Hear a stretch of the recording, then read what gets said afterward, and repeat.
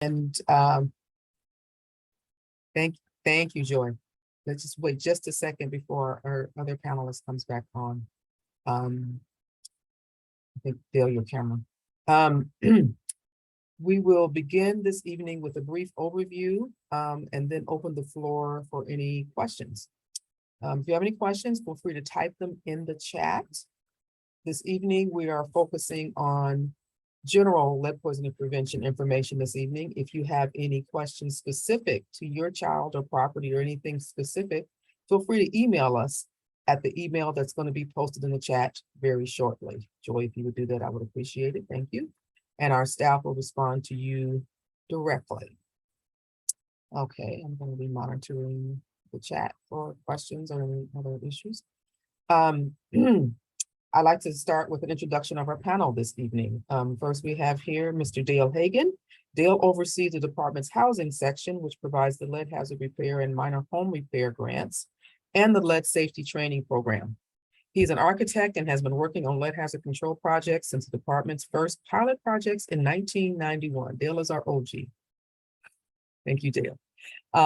We also have Amber Curry, the newest member to our team of public health nurses, providing nursing case management services to children with EBLs and their families.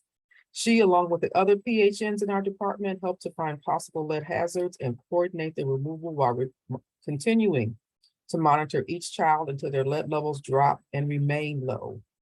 Our nurses work on empowering families through interventions like continuing education, coordination of healthcare, emotional support, and community referrals. Thank you, Amber, for joining us this evening. And we have Miss Sony Johnson. Miss Sony Johnson is our outreach coordinator, and she's drinking some coffee and has worked with the department for over 20 years. She shares her expertise from case management of lead-exposed children, healthy homes assessments, rapid response investigations and enforcement, public health outreach, and more. Her background is in city and regional planning with an emphasis in social and economic policy from UC Berkeley.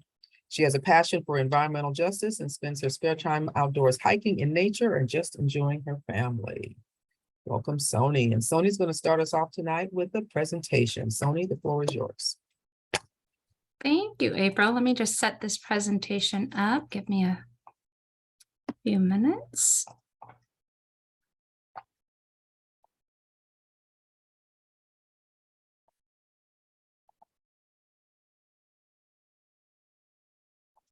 All right, can everybody see the presentation okay?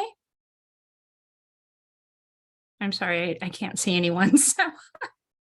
April, can I get a yes? Not yet. Not yet, Sony. Not yet, okay. Not yet, please.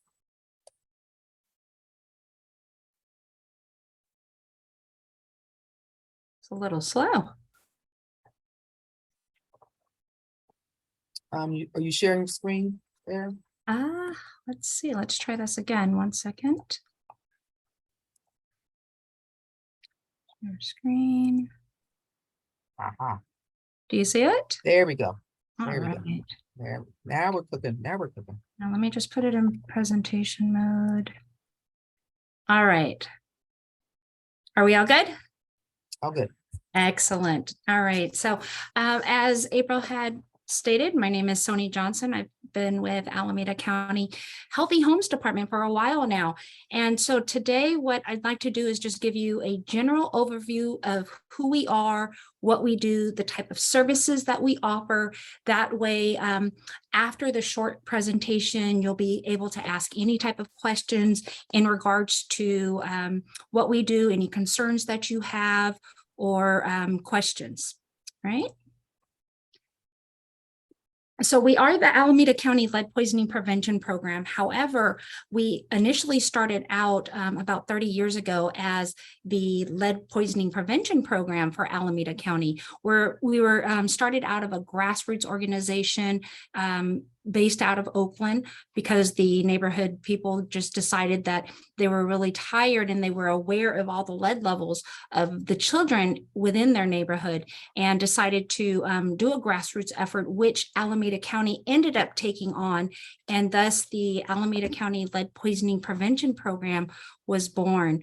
In our earlier existence, we did a lot of outreach, such as some toy recalls. We would give away buckets of paint and do a lot of technical expertise. And a lot of our foundation is still here. The only thing now, 30 years later, is we've grown up and we've grown out as well. And we've changed to the Alameda County Healthy Homes Department. And that's really just to incorporate anything that is housing related that can affect an occupant's health. And so our mission is still to prevent lead poisoning, but also to promote the health and safety in the home for every single occupant here in Alameda County. We're one of the only agencies in the nation that uses a innovative multidisciplinary program where we actually incorporate health professionals, housing professionals, such as contractors and architects, and then also environmentalists. We have people right here in our office that can come out and actually test your homes. And so we all work together to provide a holistic approach and a holistic solution to not only just lead poisoning prevention, but also healthy homes issues. And then we also offer free services and grants towards healthy homes and lead poisoning prevention, which we'll actually go into a little bit more later in the presentation. One of the things that we want everybody to know is why a healthy home is important. And data shows that, and this was pre-COVID data, so now that COVID has hit, you can just imagine that these numbers are going to be higher, but young children spend about 70% of their time either in their home or in an indoor space.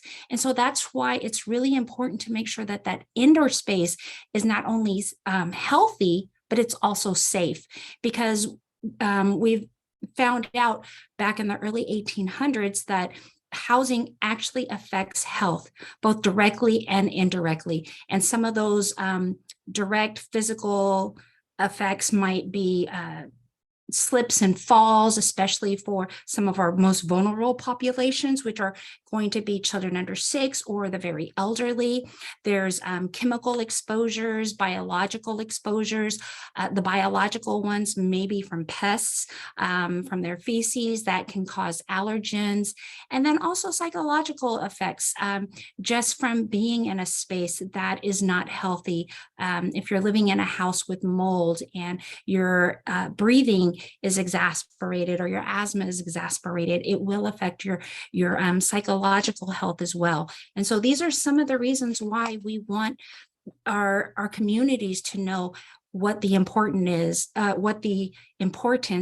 of a healthy home is. And so by doing that, we usually stick to 7, and I think we just added one more, so it's going to be 8 principles of healthy homes. And those 7 or 8 principles, which I'll add, is to keep it dry, keep it clean, keep it ventilated, keep it pest-free, keep it safe, keep it contaminant-free, and keep it maintained.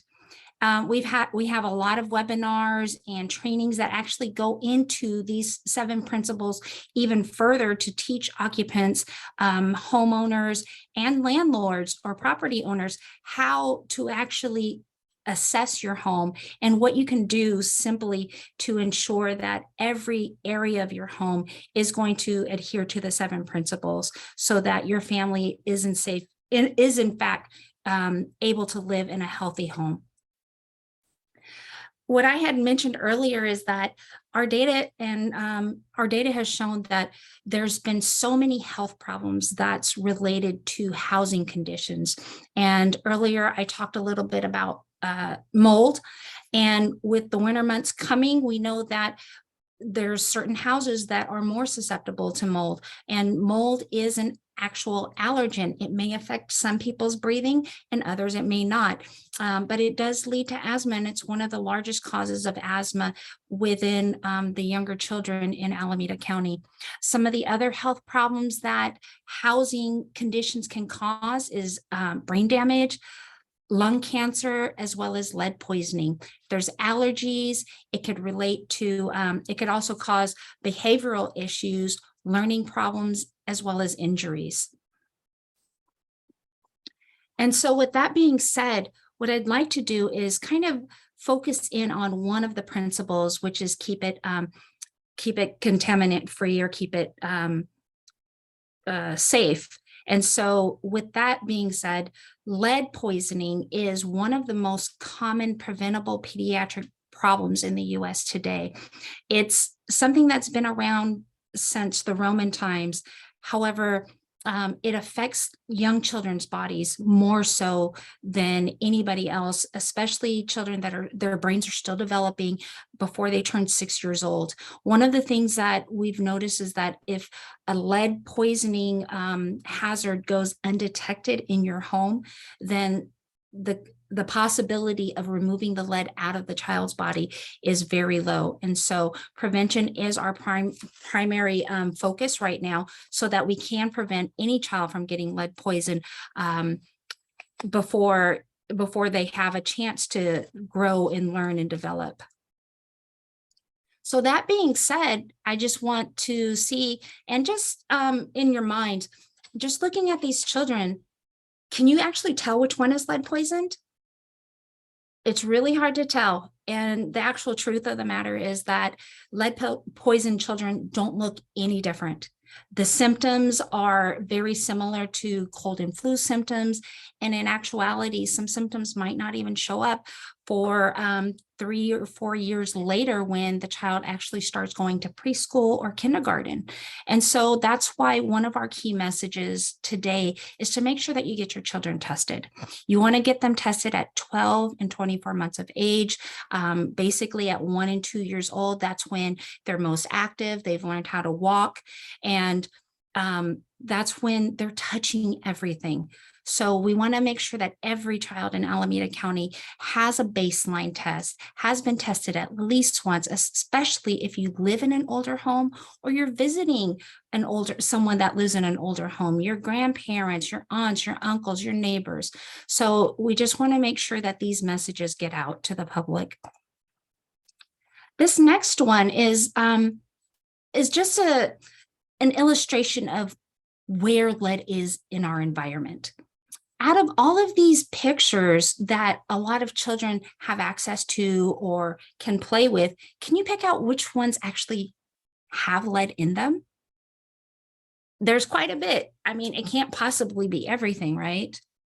Well, unfortunately, with this particular slide, it is everything. Every single one of these items have been confiscated here in Alameda County as a source of lead exposure for a child. And so this is why this lead poisoning is so common, but it's considered a silent hazard, a silent danger, because not everybody knows about it. And then again, lead affects children's bodies and their brains as they're growing and they're developing. Everything that they take in, it's a neurotoxin, and it actually hinders their brain development. It hinders the growth of their bodies. It gets into their bones. It hinders their growth. It also causes neurological issues, as well as developmental issues. And so there's been children that have had to have, or that have been diagnosed with ADHD, learning disorders, learning disabilities, as well as some physical problems in adults. We have adults that have sterility issues and they're not able to conceive. They might have miscarriages, and then they also have kidney problems. So again, lead is very toxic. There's absolutely no use for it in our bodies. So here in Alameda County, the reason why we have so many lead poisoned children is because the majority of our housing stock is pretty old. 80% of the houses in Alameda County is built before 1978. And that's when lead paint was actually banned. But when we live in houses that are built before 1978 and the paint starts to chip or peel, that's when the lead starts to become exposed. And so the next slide actually shows some of the most common sources of lead hazards in Alameda County. And that's going to be in the paint. It's going to be in the paint that's chipping or peeling, older deteriorated paint. If your house is in good condition, usually you don't have to worry about it. But then it's also going to be in the dust. The dust from the deteriorating paint could get into the windowsills, or if you have friction surfaces such as doors or built-in cabinets that are painted and the friction actually creates a really fine dust, that's another concern. And then finally, the paint chips and the dust, they can get into the soil of the front yard, the backyard, your pets, yourself. You can track it inside the house. And so whether it's paint, dust, or soil, those are the three most common causes of lead-based paint hazards here in Alameda County that we've seen. But today we also want to make you aware of some other hazards, some other sources, of lead that we commonly find. And so a lot of these are going to be found in imported products, either in home remedies, in cosmetics, such as eye makeup that comes from the Middle East, ceramics that are handmade either in South America, in Mexico, in China. It's usually found in the glazes. And then there's also lead in food and spices. And as hard to believe, as hard as this is hard to believe, we've had so many cases of lead poisoning due to food and spices. Not only has it been in candies that are tamarind or chili based, but also in a lot of the spices that families cook with, whether it's chili powder or turmeric, or even in some of the vegetables that you grow in contaminated soil. Lead can actually be in the food through the processing, the manufacturing or the processing process, or it could actually be in the product itself because of lead, because it was grown in lead contaminated soil. Excuse me. One of the other ways that we've seen families and children exposed to lead is due to occupational hazards. And so if anybody in your family works as a painter, in the construction field, they work in recycling, such as the middle picture, recycling any type of metals, or as a car mechanic, a car painter, or even a landscaper. These are professions that are commonly exposed to lead. And when these family members actually come home, they may have lead dust on their clothes. When they come home and sit on the couch, that lead dust settles on the couch.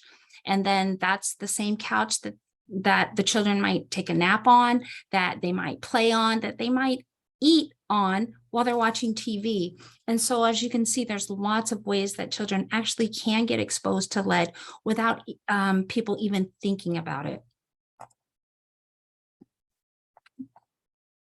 And so one of the things that we want to talk about is when you do live in an older home and the paint is starting to fail, we want to make sure that you're hiring your project out correctly, that you're hiring somebody that knows how to work on your house in a lead safe manner, that's not going to create a disturbance, that's going to know how to protect yourself and your family. And they're going to know how to clean up the project afterwards so that it remains safe. And so we have technical experts in our office that can actually tell you what a good project looks like. And then if you're planning to talk to a contractor, what to look for in a contractor, such as a federal RRP, Renovate, Repair, and Paint certification from the EPA. And then we also can tell you step by step what to expect from your project. And so we want to make sure that whether you're doing it or somebody else is doing it, that the project is going to be done right, and it's not going to create more hazards and do more harm than good. Because of COVID, we've had a lot of people watching HGTV, and we've had a lot of do-it-yourselfers. This could be a good thing, but if you're working on an older home that's built before 1978, our biggest message is just take a pause and realize that you most likely are going to be disturbing some lead-based paint. And so again, some of the key messages that we have and some of the resources that we're able to help you with is how to use lead safe work practices. What techniques are going to cause a bigger hazard versus the ones that are going to keep you and your family safe. We have trainings, certifications, we have videos, as well as other resources on how you can do the work in a lead safe manner. And then we also want to make sure that you're protecting yourself and your family. Again, we have expert technical advice. We can come out to the home to do an in-home consultation. And we also have toolkits and resources that can help you every step along the way. And finally, when we do come across those individuals that don't exactly know what they're doing, or they want to cut corners and do it in an unsafe manner, we actually have a hotline where people can call and let us know, because our biggest thing is if you're doing it, if somebody is doing the work unsafely, it's not only putting them at risk as a worker, the occupants at risk, but it's also putting the community at risk. You have to remember, us being here near the bay, the wind blows, that dust and the paint chips can easily blow into the neighbor's yard, into the storm drains, into the streets. And so we want to make sure that we're protecting our community as well. And then it's also a violation. It's a violation of federal laws to create a lead hazard for any property that's built before 1978. And so our main goal is to stop the work immediately, make sure that it's cleaned up properly. And then again, we are not an enforcement agency. And I want everybody to know that our main goal here is to just make sure that families are able to live and grow and thrive in a healthy environment. And so what we want to do is talk to the homeowner, talk to the contractor to make sure that they know and understand how to do it properly so that they can protect everyone in the process. One of the rules that I mentioned is the RRP rule, which stands for renovation, repair, and painting. This is a federal regulation that was passed in 2010, and this is to protect individuals and communities. It's to protect workers and occupants from anybody that's doing work on an older home, so that they do use lead safe work practices. If anyone's working on a house or on any surface of the interior of a house that's more than 6 square feet, that's almost the size of a piece of paper, then they need to be able to use these lead safe work practices and have RRP training, which is really just a one-day training. If they're doing any type of work on the exterior, this can be anything from plumbing to windows to simple repair work, whether it's on the inside or the outside. So it actually applies to a lot of people, and we really want to make people aware. Just the smallest job, if you're not aware of what you're doing, you can be creating a lead hazard. And so we're here to not only provide assistance, but we're here to do education and engagement.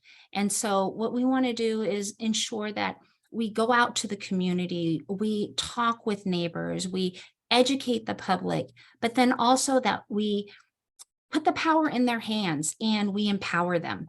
And so with that empowerment, the best thing that we can do is provide resources so that people can take action and protect themselves, their families, and their communities to remove these lead hazards from their environment so that their families can grow healthy. We also want to encourage every child in Alameda County to at least get tested once, even if they're over 6 years old, at least once to get that baseline. But in the next slide, I'm going to talk about some of the resources that we have, which are all free and available. And so we do property owner education, and we also have services available. We have lead hazard repair grants, and I'm going to talk a little bit more about those grants on the next slide. We provide lead safety education as well as training. We train local code enforcement officers so that they know what they're looking for. We train up and coming contractors, people that are in the community learning how to do a trade. We'll train landlords and work crews, and we'll even train you. If you're a property owner that owns a property in Alameda, Berkeley, Oakland, Emeryville, you can give us a call and we can provide training, lead safety training, or you can go on our website and see one of the many videos or some of the resources that are downloadable. We also have minor home repair grants. Now, these grants are specific to certain jurisdictions, either in the unincorporated areas of Alameda County or in specific cities. These minor home repair grants do have eligibility requirements. Usually they are more for seniors, and we do have more information on that if it's something that you're interested in. And then whenever a child gets gets their blood tested for lead, we receive automatic notification from the state, and we contact those families to let them know that their child's blood levels have been elevated. We try and identify the source of exposure, and then we provide resources and advice on how to get those levels to come down as quickly as possible. And so tonight we do have one of our wonderful new public health nurses here that can actually talk about the process of what she goes through when she gets a new case, from the time the doctor reports it to us to the time where she's actually able to close out the case because the lead levels have reduced significantly and the child is in a safe at a safe level. And then finally, we do the healthy homes education. So it's not all about lead, but again, we're expanding. We're expanding into integrated pest management, houses and apartments that have pest infestations of cockroaches or rats or mice, anything that might have communicable diseases. We do trainings and we have information about that. Any other types of poisoning, such as radon and mold, things that are unhealthy for the occupants. We do indoor air quality, and we're able to do some remediations within your house, such as installing possibly fans, exhaust fans, and things of that nature. So we're actually growing, and as we grow, we want to make sure that you grow with us and you're knowledgeable about all the services that we offer. And so let me get to the good stuff. They always say, show me the money. I'm going to show you the money. Not only are we about education, not only are we about empowerment, but we're also about providing resources to actually make a change and to make a difference in your home. And so we have grants for up to $10,000 per residential unit for lead hazard repair work. This is eligible for homes that are built before 1960 in any area of Alameda County. So this is, countywide. The family must be low income. And now when I say the family, I mean the occupants. So if you're a tenant and you are low income, then that's a good thing. We can actually work with you to talk with your property owner, with your landlord, or with your property management company about these lead funds. That way, the property owner doesn't necessarily have to bear the whole expense of ensuring that you're safe and that your family is safe. If you are a property owner or if you're a landlord, then we want to make sure that not only are you ensuring that your residents have a safe and habitable place to stay, but that you're also increasing your property value, that you're taking care of your investment.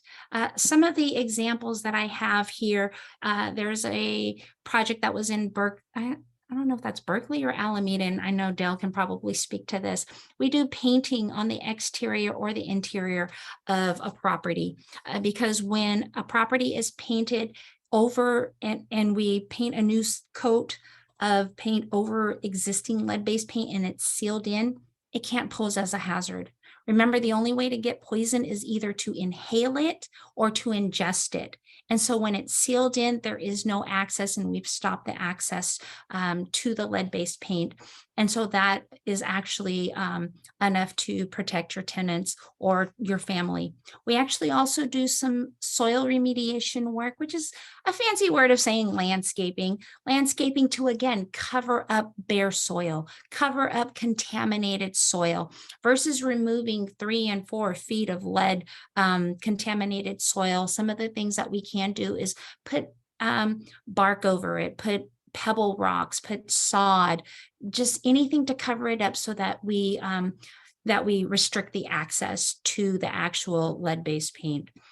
And then the bottom one, again, just shows one of our clients who got to choose the color of paint on his property, and he decided to go with a sunny orange because he was extremely happy with the services.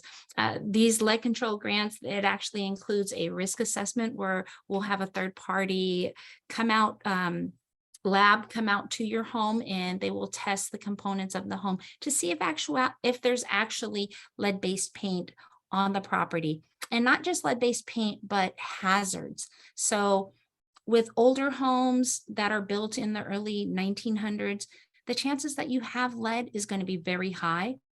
The chances that it's a hazard versus just having lead paint is the big difference. A hazard means that it's peeling, that it's chipping, that it's accessible. And so those are the things that we're actually looking out for. And then finally, for every single one of our grants, we also have additional funding for other minor healthy homes repairs. So if you have a wobbly stair rail, or there's a water heater that is not functioning, or any other kind, if you need an exhaust fan, we have additional funding to help with other things around the home to make it additionally safe. And then finally, before closing out my presentation, I just want to make sure that everybody is aware of our website. I don't know why it's not on here, but it's, oh, there it is, www, it's over here, .achhd.org, along with our phone number. But our website is a wealth of information, and we really encourage everybody to go to our e-subscribe to sign up for our latest information. We are a beacon for the community of resources. If we don't know, then more than likely we'll find out for you. This is one of the only places where you're actually going to get a real person that's that you're able to talk to, because we care about you, we care about your family, and your family is part of our community. So we want to make sure that we're always able to get in touch with you to let you know about our newest grants that we might have available, any type of classes or trainings, when we're going to be in your local neighborhood or your local community doing an event. So please do what you can to either subscribe to our e-subscribe, or you can, if you're all about social media, I believe we have a Facebook page. I think we got an Instagram page. We just started TikToks. So, we're just trying to get out there as much as we can to make sure that our community is aware of who we are, what we do, and how we can help you. Thank you so much, Soni. Appreciate that. Excellent presentation, as always. All right. Thank you all so much for hanging on with us. That's great. Hope you learned a bunch. There are some questions in the chat, and I'm going to start with those. First question is, can we purchase a soil lead test? And if so, where? Dale, you have some thoughts on that? Hi, everyone. Dale Hagan, Housing Services Manager. So for soil testing, you can get kits from hardware stores where you can take a sample and you can send it. They can include the package and you can send it off to get the sample analyzed. You can also take a sample yourself. We have a list of local laboratories on our website. So you could take a sample yourself and bring it in. I'd recommend calling multiple laboratories. Some of them are more used to dealing with kind of over-the-counter type traffic, and some of them are more used to dealing with environmental consultants with an ongoing account. So prices are going to vary wildly. Sony, I think you've got your hand up. Yeah, you know what, April, I don't know if you mentioned that this week is National Lead Poisoning Prevention Week, which is why we're here. And because of Thank you, that, Sony. you're welcome. Because of that, we've got so much going on. And actually, we have a webinar scheduled tomorrow that's going to be all about soil. And we do have a professional, what is he? A professional soil person. I'm so sorry. Yeah. But he is going to talk about not only lead in soil, but he's going to have a wealth of resources available on how to get your soil tested, how to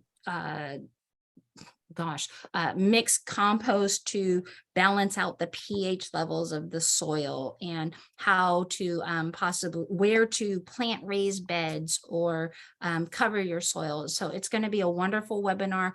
And Joy, if you're able to possibly put a link to the registration, that's going to be tomorrow. And I think 1:30. Yeah, there's still spaces open. So Yeah. Joy, if you could put, a link to that Eventbrite registration, that would be fantastic. Thank you, Sony. You're right. Soil class. That's why you're the outreach coordinator. Okay.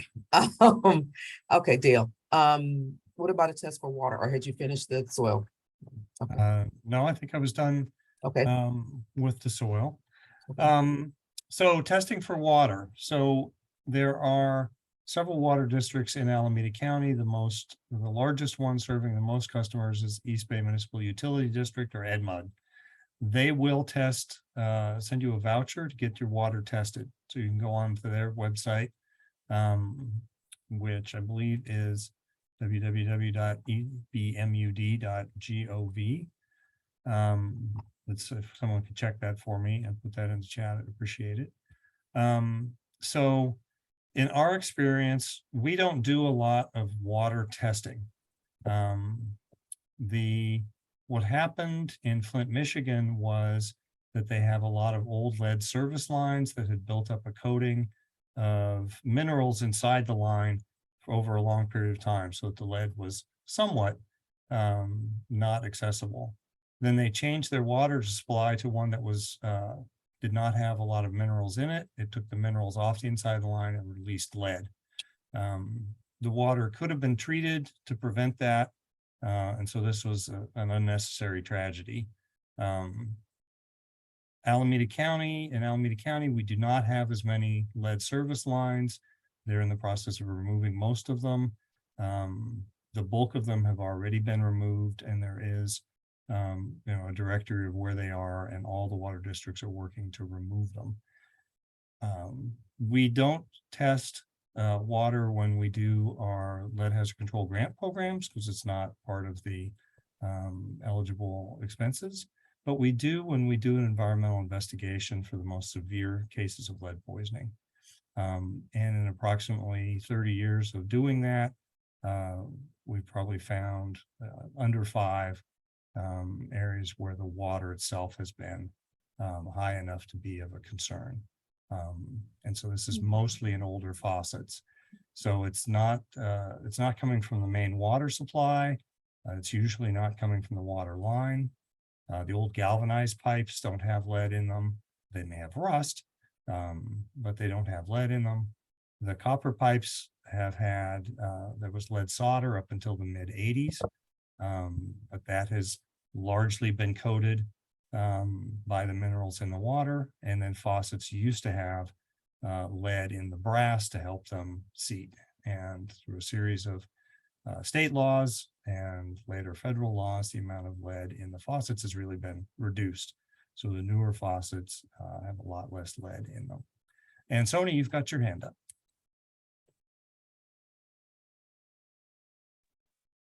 Yeah, I thank you for the housing elements of that. I really wanted to see if Amber could wrap that around and maybe just talk about how many lead poisoning cases we've had due to water, and the likelihood that even if a child does get exposed to or drinks some water that might have some lead in it, how likely is it for that child or that individual to be poisoned?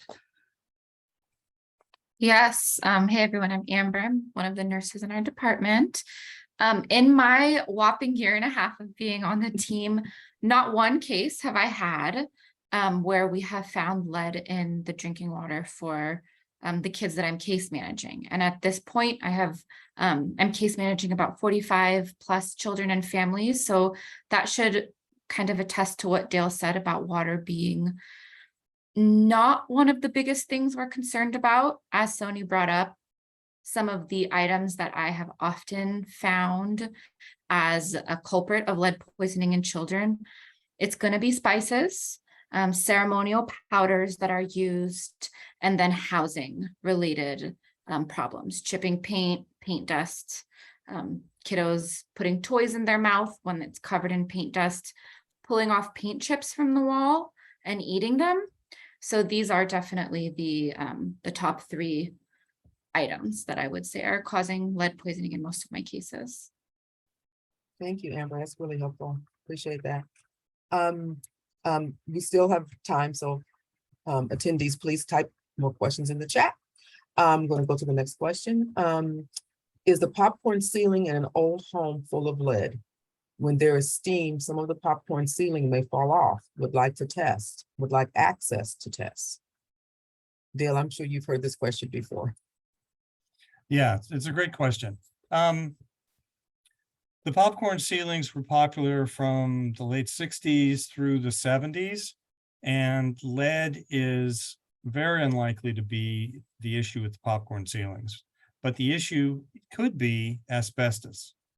And because a lot of the old popcorn ceilings had asbestos fibers to help them stay together. So if there's, if it's technically called friable, meaning chunks of it are falling off, that's a concern from an asbestos perspective. We're not necessarily asbestos experts. I'll take a look for the website to the State Department of Consumer Affairs asbestos guide document. But if you're comfortable taking a sample, you can take it to any one of the analytical laboratories. Same ones that do lead work typically do asbestos work, and they can tell you if it's asbestos containing. Alternatively, you can hire a consultant, and we do have a list of consultants on our website as well, who will come out, take a sample, and they'll obviously know all the protocols for doing it. And they will send it to a lab and give you the results back and help you understand what those mean. So yes, if you have a popcorn ceiling, definitely, and you're concerned about it, or it's pieces are coming off, definitely, have it tested. Carefully dispose of any pieces that fall up until you can get the test results back, and have it treated. And if you want to have it removed, then an asbestos company can come out and remove that, and then they'll do testing to make sure it was done safely. And they may also be able to advise you on how you can encapsulate it in place, perhaps by putting a new layer of sheetrock over it, so that it's encapsulated and enclosed. Thank you, Dale, for that. Okay, another question in the chat. What happens when a child tests positive for lead poisoning? And how do you help a child get better once they are poisoned? What do you think, Amber? Yes. What happens? I'm happy to answer that question. So as Sony mentioned, all lead levels are reported to the local health department, and Alameda County, it's our department. And we have tiered responses. So I will speak to the public health nurse response, because once a child has a certain lead level, 14 and up, then they can be partnered with a public health nurse like myself. So what usually happens is, first, we have to identify what exactly is going on. So if I get a new case, for example, I quickly call the family. I first tend to provide emotional support, because it's quite shocking to parents to find out that their children or child might have elevated lead levels. And oftentimes what I hear is, it's shocking because we've never heard about it before. It's not something that you learn about in school. It's not something that, and we're trying to change that now, but there's been a lot of limited information about lead poisoning. And then from that point on, we do a full assessment. We go through every possible lead hazard that could be around the child. So that goes from a housing environment, and then toys, sometimes antique toys, imported toys. We have different Ayurvedic medication or powders, ceremonial powders that are placed on children or given to children, since sometimes they're 0 to 1 or 2 years. And once we find the lead hazard, we remove it. Part of what we can offer for certain high levels of lead is lead testing on certain items like spices and non-housing samples. Once you remove it from the child's environment, a lot of the times you will start to see the levels drop. A lot of parents ask, how long is it going to take to see the levels get to, 0 or 1? It really depends. It really depends on what exactly the exposure was. If it was a spice that was given to baby from 6 months to 3, and they found out that the child has elevated lead levels at 3 years old, it's going to take a little bit longer to leave the body. And it also depends on what exactly the exposure was. So I feel like that kind of answered the majority of what we do up front. And from the monitoring point, from that point on, we want to get the child tested frequently to make sure that the levels are continuing to drop. And another question that I get a lot, I just want to throw this in there, is there medication for lead? No, there's not medication for lead until we get to like the emergent levels, but though the medication for that is like an anti-poison, it pulls everything out of the body. So there really isn't medication. So food is the medication for decreasing lead inside of the body. So we encourage families to give their kiddos calcium and iron, which are good metals, to combat and push out lead, which is what I like to tell families is a bad metal. And usually with all of that, we could see lead levels start to, decrease and possibly close within a year and a half. I would say that that's the best estimate. Fantastic. Thank you so much, Amber, for that very comprehensive answer. Yes. Looking at some of our other, while I wait for more questions in the chat, please feel free to put some more in the chat. Dale, where can someone get training to work safely with lead paint? How would that work? So the basic training for working safely with lead-based paint is the EPA's renovation, repair, and painting training. This is a one-day training. Homeowners can take this training and learn the techniques for working in a lead-safe manner. If rental property owners are doing work directly upon their properties, or if someone is a contractor, handy person, maintenance person who's working for compensation, except for small amounts of lead under 6 square feet inside or under 20 square feet outside, then EPA requires that the person be an EPA certified lead renovator. So this is pre-1978 housing. There are some exclusions for senior housing and for studios, but the RRP requirement applies to most work done on pre-78 residential housing for compensation. So that's a one-day training. And it's also good if you're going to be hiring a contractor for a job and want to really know what they should be doing, that's a good choice to take that training available as well. We have that available for property owners or their designees who own pre-78 properties in Alameda, Berkeley, Emeryville, or Oakland. And we also have a list on our website of local training providers. We have, there's one right here in Oakland, several other training providers that provide that training regularly. The next level of training and certification is the state lead abatement training or lead related construction. There's a 3-day worker training and 2-day supplemental for supervisors. And that's for state certification, and that's more directly related to someone who is engaged in either an interim controls abatement or permanent abatement type of project. Fantastic. So, Sony, you talked about getting kids tested. How can someone get their kid tested for lead? What does that happen? That sounds like a nurse question to me. I I'm gonna saw us- defer to you. No problem. I saw us both mute, so I'll take that. No worries. So how can a kid get lead tested? Doctors are ready to get children lead tested. Yes. All that really does have to happen is either if you have an app, Kaiser app or whatever, you can send a secure message to doctor, call doctor and ask for a venous blood lead level test. And we like to recommend blood testing because it's much more accurate than like a finger stick, for example. And from that point on, the doctors, depending on the level, will either continue to monitor or refer out. And for a lot of folks who may not have access to healthcare, we recommend signing up for Health Pack.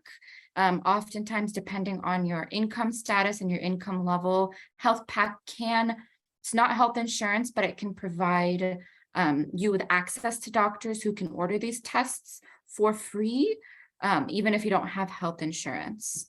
And for an adult who might want to get lead tested, again, you can possibly just ask your doctor at your next well check or via secure messaging. They'll likely put that order in, or you can let them know someone else in your household has had lead and they'll get that tested for you. Thank you, Amber. Question in the chat. Are there parts of the county that have had more cases of lead poisoned children than other areas of the county? So we're thinking about like going back to our 1991 roots. Sony or Dale, what do you guys think about that one? So, as Sony talked about originally, when we first started, People United for a Better Life in Oakland were advocating based on a statewide study that was done that found the Kennedy Tract neighborhood in Oakland was among the top 3 in the state for lead poisoning. The incidences of, well, let me step back for 1 minute and say, for one, we don't have universal screening, meaning not all children are tested. But high-risk children involved with government programs, children where there's been renovations, the doctors are to do a screening and test the children. So the locations where children have been being poisoned have often been in the oldest low-income neighborhoods. There have been some changes over time with demographic changes. When we first started, West Oakland had a high level of childhood lead poisoning. It is lower now, possibly in part due to changes in the demographics and gentrification. The highest areas now are the Fruitvale, San Antonio areas of Oakland, somewhat stretching down into East Oakland. Then we see high-risk communities in the unincorporated area, in Ashland, Cherryland. And then as both Sony and Amber were noting, there's also non-housing sources. And perhaps Amber could talk about, what neighborhoods we're seeing with those communities of lead poisoned children. Yes, I am seeing, I've been seeing a lot of non-housing sources. So some of those, believe it or not, lately have been incense. Incense sticks have come back for me with high levels of lead. And as Sony mentioned, lead can enter the body through breathing it in. So incense, I've been recommending all the families I'm working with, just please don't even use it. Like I mentioned previously, ceremonial powders, a lot of the time might come from South Asian families who practice Hindu ceremonial or religious practices. A lot of the areas I'm I'm seeing more non-housing are Pleasanton, Fremont, Dublin, kind of those outer parts of the Alameda County. Yeah, I think those 3 cities. And the incense is new, right, Amber? That's something that is new. Yes, that has been coming up much more recently. We've been testing it a little bit more, and it's up in like 500 parts per million lead. Which And is, a lot of the time incense is on altars, like religious altars, so kids will come grab them, play with them, and the yes. dust is everywhere as well. Oh, my goodness. Okay. Ever vigilant. Okay, couple more questions. I've heard of lead leaking into the water at Point Isabel Dog Park in Richmond. Do you all have any information on if this park is safe? I haven't heard that. Has anyone heard that about that? Have not. We'll look into that and see what we can find out. Not sure about that one. Looking at the next question, what happens when adults are getting lead poison? Can adults get lead poisoning? Amber, you want to take that, please? Yes, I know we've talked a lot about childhood lead poisoning, and that is because of what Sony said, from 0 to 6, lead acts as a neurotoxin and can really prevent development of children and can cause a lot of long-term issues, which is why we like to jump in quick. There are other departments that we partner with and support, as well as California Department of Public Health that does support adults with lead poisoning. Although we don't specifically work with adults with lead poisoning, except for certain situations, it's still important for adults to get tested and follow a lot of the similar guidelines to eliminate lead hazards, eat healthy foods, and continue to get tested, because nobody, child or adult, should have any lead in their body. There's no safe level of lead inside of a body. I've worked with an adult before who have mentioned a lot of symptoms. They had very high lead levels of headaches, exhaustion, brain fog, and in this case, there was a lot of Ayurvedic use. So I wrote a little note here that I wanted to share with the community. If you're using any Ayurvedics or different items, you can just pause for now, go get a lead test.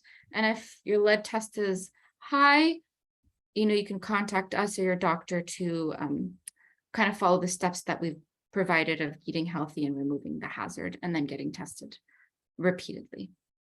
Oh, thank you. Thank you for that, Amber. Okay, checking the time. We're coming up on the hour. I just want to give some, I'm looking at the chat, no questions yet. I just want to give a minute or two for each of the panelists to give some closing remarks or tips or tricks in terms of lead poisoning prevention, if they will. Sony, do you have any parting words for our community tonight? I wanted to say really quickly, Point Isabel, I know that's over near the Costco Richmond, and I live in that area somewhat. So it is an industrial area. I'm not going to speak on it because I don't know where it is, but you can definitely contact Contra Costa County Health Department. So their lead poisoning prevention folks are located in their public health department, but also the EPA may have some information on that as well. And so if you can leave your email information, we can get something out to you with some resources available. And that's what I want people to know. If we don't have the answer, we're going to get it for you.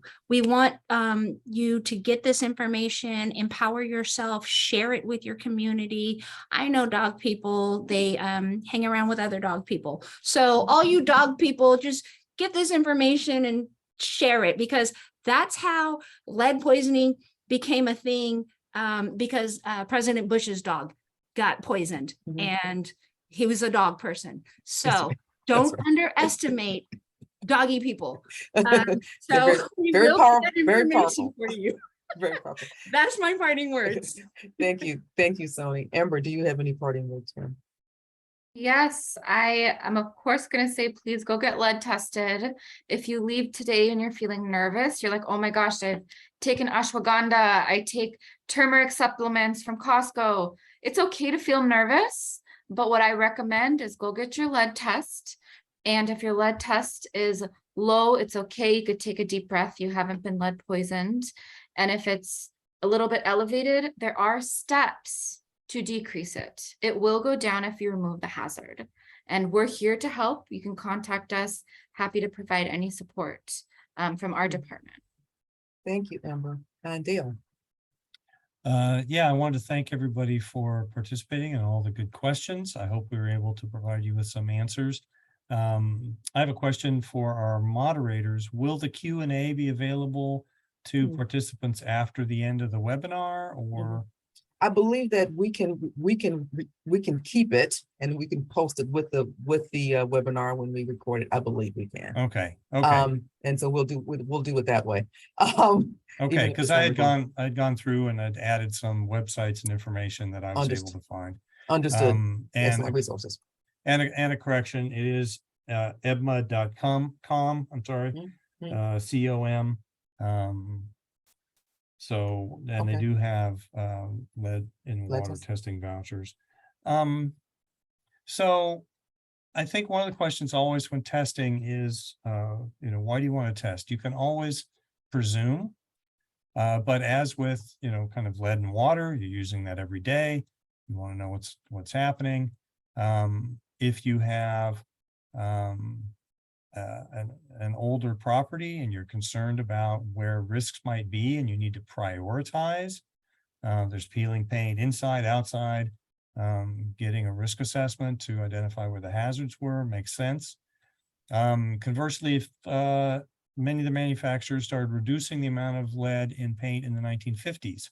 So if you have a 1970, 65, 75 era property and you're planning a big project, and to do it in a lead safe manner might be, really significantly add to the cost, might well be worth doing the testing to find out.